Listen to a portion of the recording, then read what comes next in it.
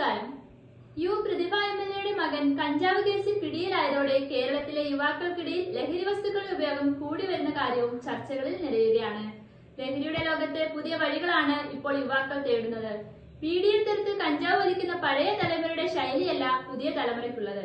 കഞ്ചാവ് വലിക്കാൻ യുവാക്കൾ ഇന്ന് പലതരത്തിലുള്ള മാർഗങ്ങളാണ് തേടുന്നത്.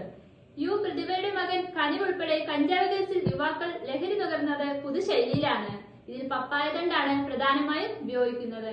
പപ്പായത്തണ്ട് ഉപയോഗിച്ചാണ് യുവാക്കൾ കഞ്ചാവ് വലിച്ചതെന്ന് എക്സൈസ് റിപ്പോർട്ടിൽ പറയുന്നു. കേരളത്തിൽ നിന്ന് പിടിച്ചെടുത്ത് കഞ്ചാവ് കലർന്ന പുകയില മിശ്രിതം, പള്ളഭാഗത്ത് ദ്വാരമുള്ള പ്ലാസ്റ്റിക് കുപ്പി, പച്ച പപ്പായത്തണ്ട് എന്നിവയെന്നും എഫ്ഐആറിൽ പറയുന്നു. കഞ്ചാവ് കലർന്ന പുകയില മിശ്രിതം 500 മില്ലിഗ്രാം പിടികൂടിയതിനൊപ്പം മറ്റ് 2 വസ്തുക്കൾ കൂടി എക്സൈസ് കസ്റ്റഡിയിലെടുത്ത വസ്തുക്കളുടെ പട്ടികയിൽ പറയുന്നു. പപ്പായത്തണ്ട് കടത്താൻ പാകത്തിൽ ദ്വാരമിട്ട പ്ലാസ്റ്റിക് കുപ്പിയിൽ ഇട്ട് കഞ്ചാവ് പോകുകയാണ് ചെയ്യുന്നത്. സംഘത്തിലെ ആളുകളുടെ എണ്ണം അനുസരിച്ചാണ് കുപ്പിക്ക് ദ്വാരമിടുന്നത്. ഇതോടെ സംഘം ചേർന്ന് ഒരേ സമയം പുക വലിക്കാം എന്നുള്ളതാണ് സൗകര്യം. ഉള്ളു പൊള്ളയായ പപ്പായത്തണ്ടാണ് ഇതിന് നല്ലത്.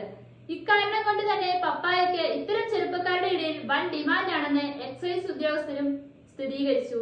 ഒരുമിച്ച് ലഹരി നുണയുന്ന കിക്കും കിട്ടുമെന്നാണ് എക്സൈസുകാർ വ്യക്തമാക്കുന്നത്.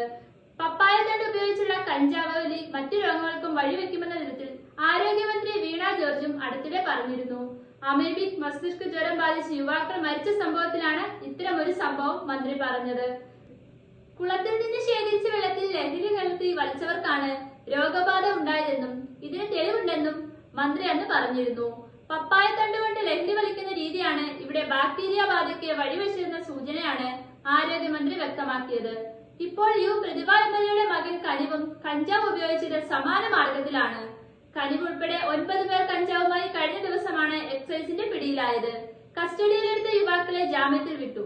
രഹസ്യവിവരത്തിന്റെ അടിസ്ഥാനത്തിൽ മഫ്തിയിലെത്തിയാണ് കുട്ടനാട് എക്സൈസ് സംഘം കഞ്ചാവ് ഉപയോഗിച്ചുകൊണ്ടിരിക്കെ യുവാക്കളെ കസ്റ്റഡിയിലെടുത്തത്. തിങ്കളാഴ്ച എക്സൈസ് കോടതിയിൽ റിപ്പോർട്ട് സമർപ്പിക്കും. നേരത്തെ മകൻ കഞ്ചാവ് കേസിൽ പിടിയിലായിട്ടില്ലെന്നായിരുന്നു എംഎൽഎ വാദിച്ചത്. എന്നാൽ എക്സൈസ് കേസിന്റെ കൂടുതൽ വിശദാംശങ്ങൾ പുറത്തു വന്നതോടെ ഈ വാദങ്ങളെല്ലാം തെറ്റി. NDPS ആക്ട് 27-ാം വകുപ്പ് പ്രകാരമാണ് കേസ്.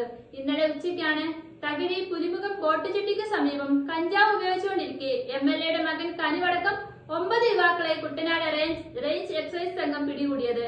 രഹസ്യ വിവരത്തെ തുടർന്ന് നടത്തിയ അന്വേഷണത്തിലാണ് ഇവരെ കസ്റ്റഡിയിലെടുത്തത്.